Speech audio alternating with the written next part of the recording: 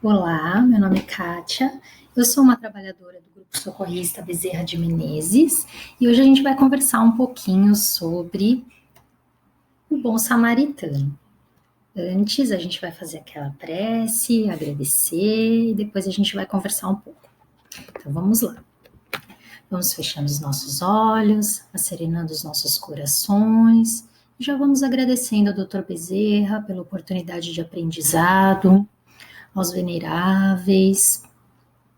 E vamos também vibrando muito amor por todos aqueles necessitados que se encontram nas ruas, nos leitos dos hospitais, por todos aqueles que precisam de um aconchego de Jesus. Vamos pedindo a Ricardo e seus cruzados que nos proteja e que ele possa nos levar até Maria de Magdala, nosso exemplo maior de reforma íntima. E ela vai nos levando a Maria de Nazaré, a nossa Mãe Santíssima, que vai nos aconchegando em seu manto de paz e de luz. E nos leva ao Mestre Jesus, a quem agradecemos profundamente, que nos leva a Deus. Pai, ajoelhados, agradecemos em seu nome por tudo que temos e tudo que somos, com a prece que Jesus nos ensinou. Pai nosso que estás no céu, santificado seja o vosso nome, venha a nós o vosso reino, seja feita a vossa vontade, assim na terra como no céu. O pão nosso de cada dia nos dai hoje, perdoai as nossas ofensas, assim como nós perdoamos a quem nos tem ofendido. E não nos deixeis cair em tentação, mas livrai-nos de todo o mal. Que assim seja, graças a Deus.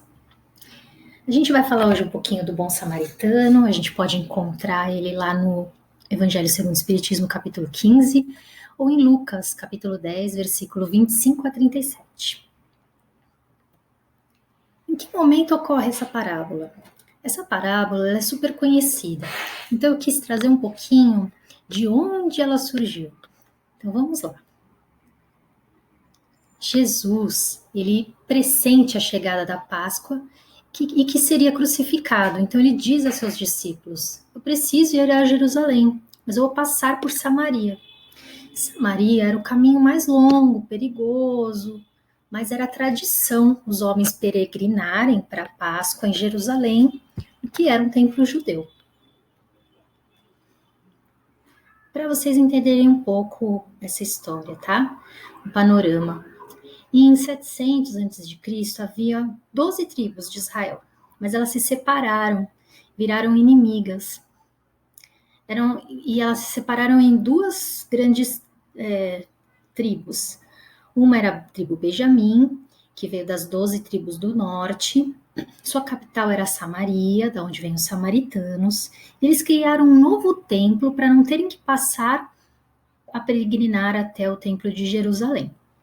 Depois tem Judá, que eram as duas tribos do sul, que a capital é Jerusalém, é o povo judeu, que vem da palavra Judá, e que fazia suas peregrinações até o templo de Jerusalém, que era onde Jesus estava indo. Então, aqui para vocês terem uma ideia, eu trouxe um mapinha para mostrar onde ficava a Judéia, Jerusalém e Samaria. Aí os discípulos estranharam um pouco aquela proposta de passarem por Samaria, porque eles eram inimigos, né? Mas eles obedeceram. Aí eles foram liderados por João Evangelista. Chegando a Samaria, eles foram buscar hospedagem para o grupo, porque era uma viagem muito longa. Mas os samaritanos não queriam hospedá-los, porque eles eram judeus e em peregrinação para Jerusalém.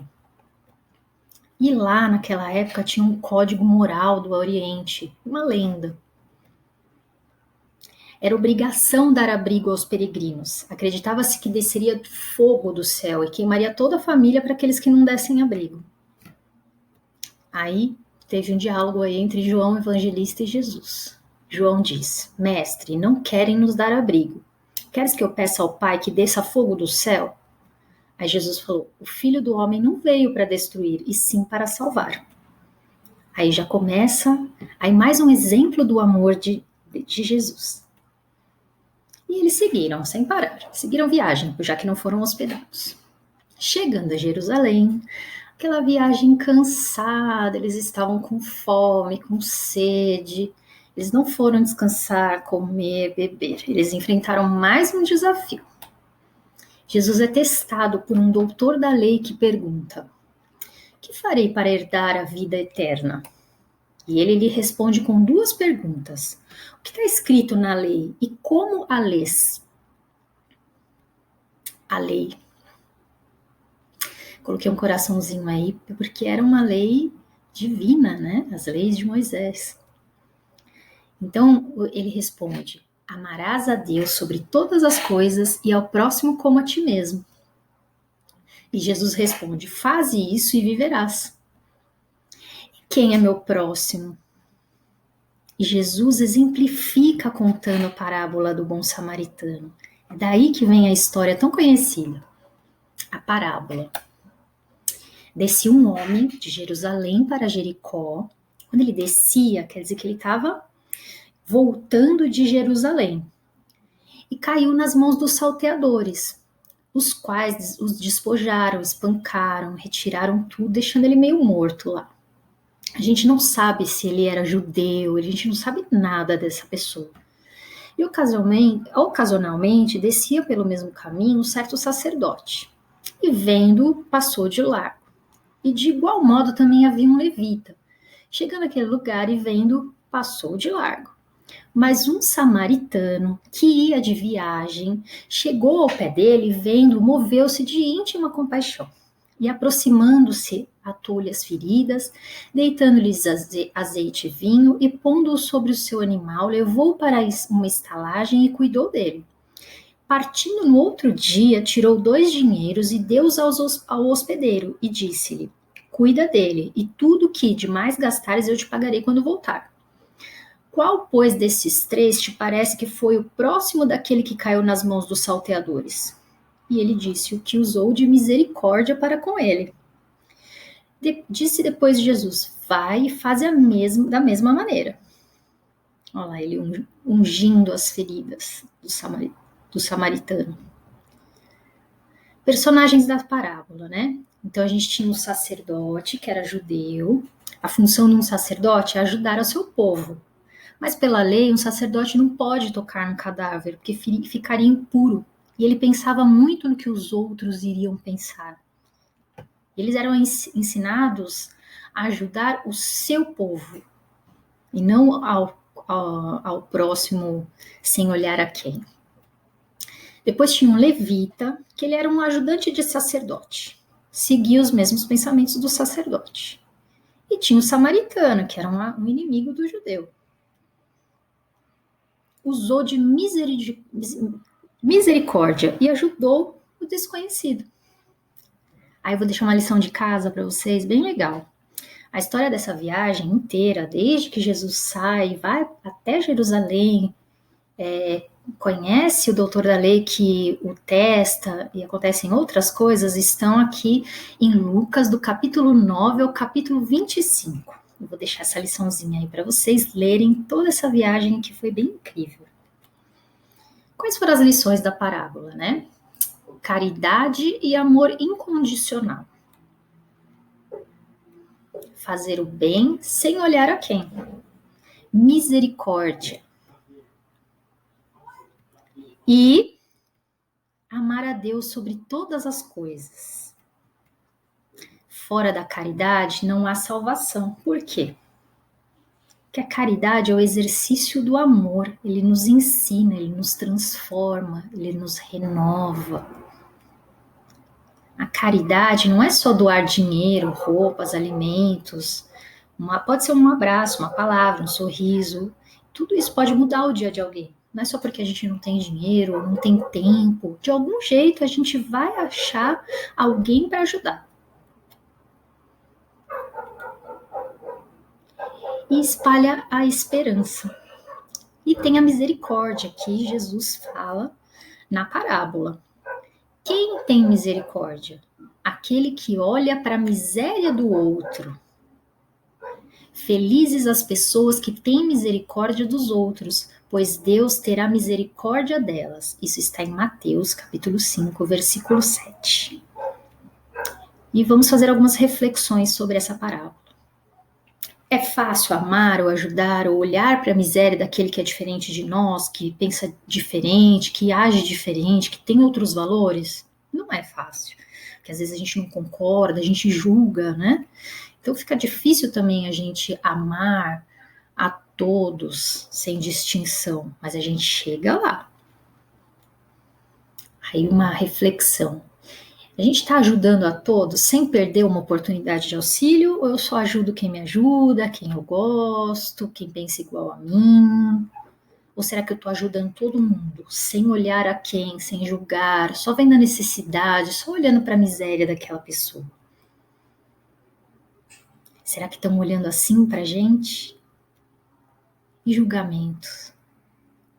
Não é porque a gente está aprendendo que a gente deve ajudar sem olhar a quem, que quando a gente vira alguém não ajudando porque não faz parte do rol de amizades ou por qualquer outro motivo, a gente não pode apontar o dedo. Essas perguntas devem ser feitas somente a nós mesmos, sem cobrar do outro que essa pessoa tem essa postura. Cada um sabe de si. Se o outro ainda não aprendeu, ele vai chegar lá. Aí Chico diz assim: aos outros dou o direito de ser como são, a mim dou o dever de ser melhor a cada dia. Mais umas reflexões. Eu cobro de volta a ajuda de quem eu dei? E a tal reciprocidade? Fala-se muito de reciprocidade, né? Então, assim, eu vou ajudar, eu quero reciprocidade. Tá certo isso?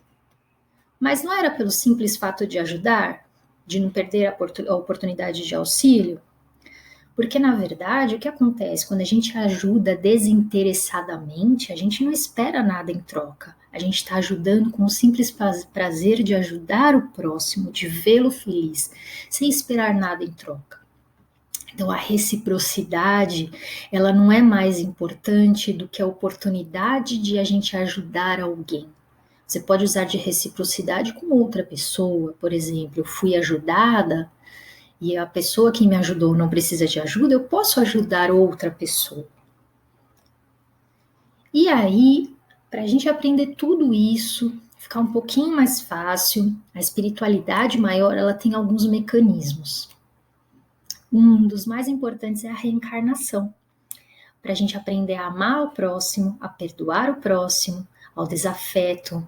Podemos até nascer na mesma família desse desafeto. Já pensou?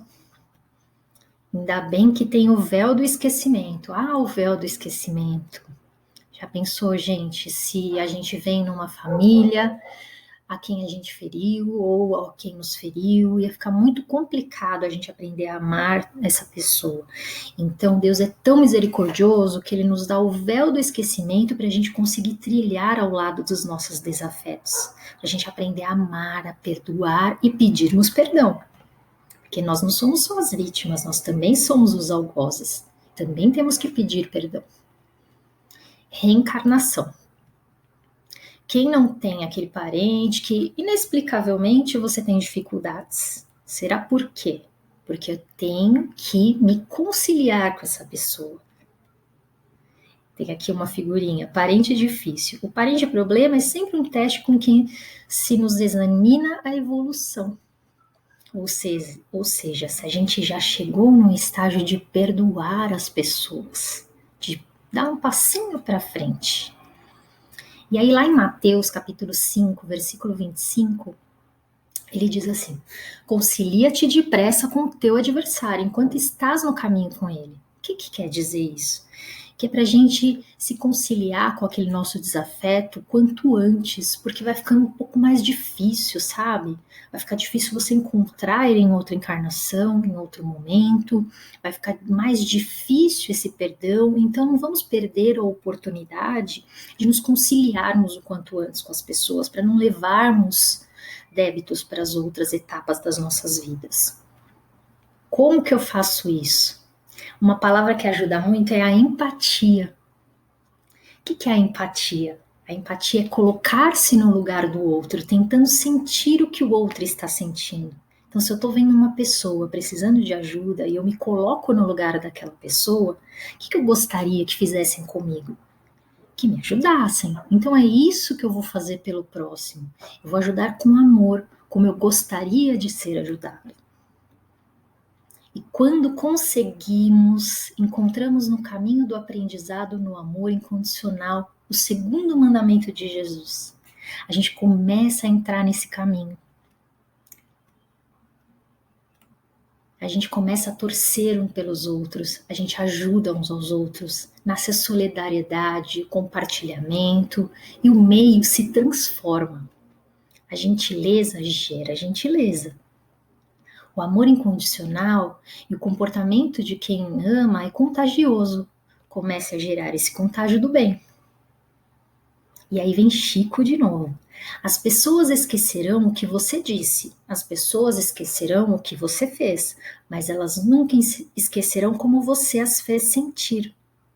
Então, se uma pessoa está precisando de ajuda e você mostra para ela que ela é importante, que você vai ajudá-la com amor, ela vai se sentir muito bem, ela não vai mais esquecer de você, ela vai ter gratidão no coração. E quando não é gentileza que se recebe? Retribua, mesmo assim, com gentileza. Não é ser bobo, é ser um agente transformador, exemplificador de como deve ser. Que se a pessoa te trata com outra coisa que não gentileza, quem tem um problema não é você, é aquela pessoa que ainda não sabe agir com gentileza. Então a gente devolve com gentileza, mostrando como tem que ser. Chico tem outra frase.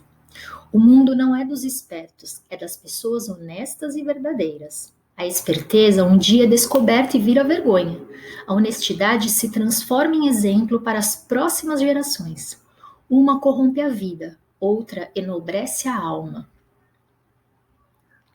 E hoje tem Chico bastante aqui na palestra. E aí ele fala assim: fico triste quando alguém me ofende, mas com certeza eu ficaria mais triste se fosse eu o ofensor. Magoar alguém é terrível. Planejar a infelicidade dos outros é causar com as próprias mãos um abismo para si mesmo. O bem que praticares em algum lugar é teu advogado em toda parte. Ou seja, eu fico um pouquinho tristinho ainda quando me ofendem? Fico, porque somos humanos, ainda não sabemos perdoar imediatamente, ou não levar para o pessoal. Mas a gente tem que pensar assim, ainda bem que não fui eu que feri. Eu fui ferido, mas eu não fui o ofensor. O bem que praticares em algum lugar é o teu advogado em toda parte. Eu permito a todos serem como quiserem e a mim como devo ser. Essa frase a gente já tinha visto um pouquinho mais para trás. E aí ele fala assim: o Cristo não pediu muita coisa, não exigiu que as pessoas escalassem o Everest ou fizessem grandes sacrifícios. Ele só pediu que amássemos uns aos outros. Parece tão simples, né?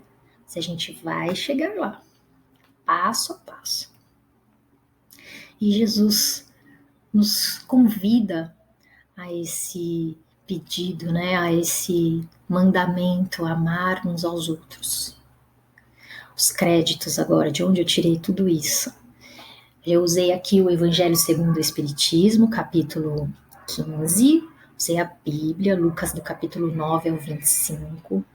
Eu me baseei também em uma palestra do Haroldo Dias, que está no YouTube, que chama A Parábola do Samaritano.